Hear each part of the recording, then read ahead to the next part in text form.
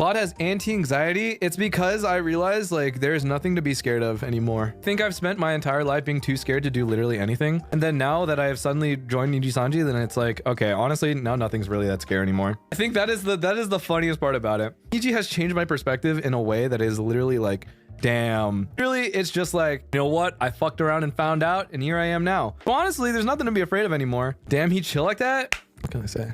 Job interview changes brain chemistry. That is true, actually. Like, once you start like, okay, for anyone who's like above the age of like fucking 18, I'll be honest, like once you start interviewing for jobs and stuff like that, and then you just keep doing it constantly, it's like you do have a point at which it just becomes super fucking easy.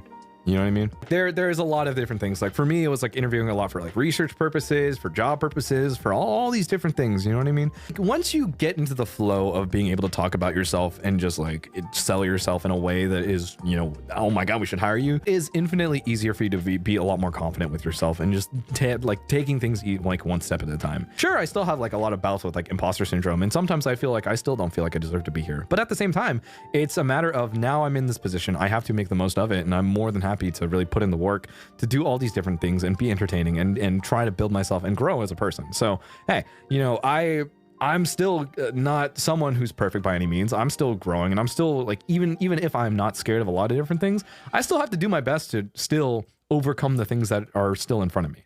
So hey, speaking of job interviews, do you have advice for what to expect for a third round interview? Haven't done 2 interviews in this position, like how to make it count above the first 2. I don't know what field you're in, and that's the hard part. I don't know what field you're in, and I can only really speak on like maybe like 2 or 3 fields at most. But for the most part, all I'll say is you just really need to seal the deal that want to hire you. At this point in time, if they're giving you 3 interviews, they seem to be pretty interested in your skills. They seem to be pretty interested in your technical ability.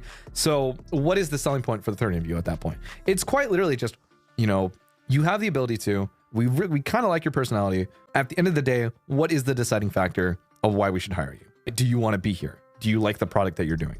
Do you need this job? You know, a lot of people don't pass.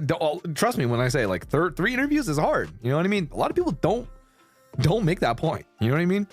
So even getting past round 1 is an accomplishment on its own. So you like 3rd round interviews are almost always about sealing the deal. You really got to make it a point where it's like, shit, I'm in. You know what I mean? You want to keep me. So hey, that's my outlook on it. But this is very general advice, to say the least. Just remember that.